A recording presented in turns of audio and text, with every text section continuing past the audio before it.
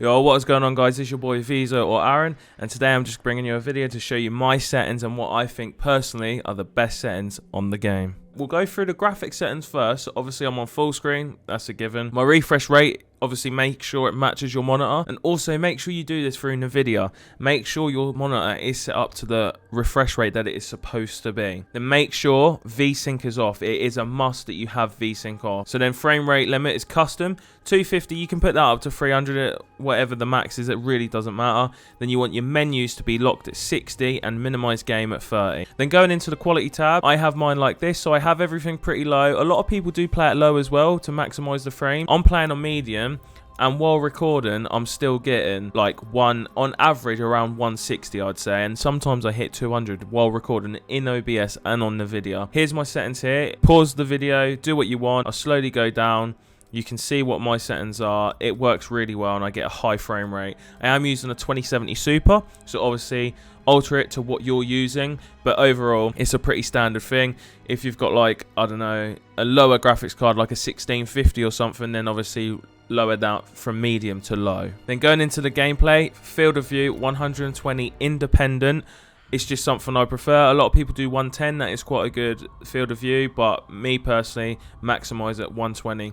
Camera movement has to be least 50%.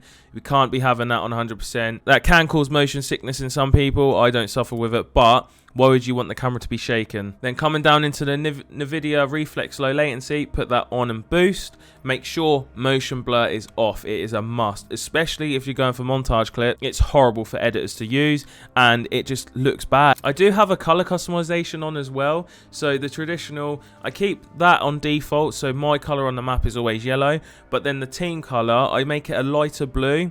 Party color, I keep that the same just so I can see who's in my party, and then the enemy is purple, and that is purely based on the fact that my PC and setup is sort of a pink, purple and blue. Over to audio, I turn the music all the way down. Master volume is on 30. Now this will depend on what headset you're using. Dialogue, I always have it on 15. I've done it on Modern Warfare, I've done it in Cold War. Sound effects, put that on 100. Hit marker 75, just leave that standard. Hit marker sound effects, I have mine on classic. I just prefer it, it sounds better. Now this is the most important bit on the video, the controller settings. Obviously, if you play keyboard and mouse, I can't help you unfortunately, but this is my settings here. So my horizontal stick and vertical are both set on 8. Now this is purely personal preference. So I used to play on max sensitivity on every single Call of Duty. Then I started playing on like 3 or 4 sensitivity. So I've sort of, it's not in the middle, but I've gone for a middle point that I prefer and that I like the best. And this works for me. ADS sensitivity multiplier, again, personal preference, but I put mine on 1.20. I think it helps for me personally. It works really well. Now button layout, I play tactical. Again, that one is a personal preference. I just prefer it. I like using the stick to slide. It just works better for me. Now aim response curve type, this is where it's most important. Now I use dynamic. I did start off using standard, which was okay, but when you're using dynamic, you feel like you have more of a control over your aim. Controller vibration is on. Now weapon fire threshold, you want to do off. I don't think this comes into effect on the actual controller if you're using like a PS4 or an Xbox. I think this is for like next gen consoles like PS5, which has like the adaptive triggers or whatever they're called.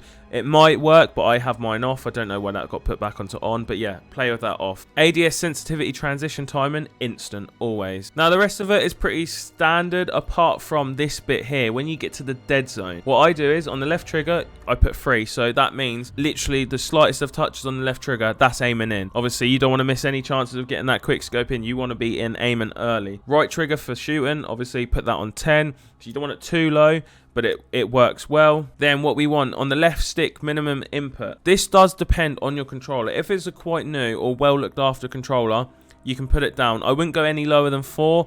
I play on 5. Now what this means is it prevents stick drifting. So if your controller drifts on one of the sticks, you put that right up.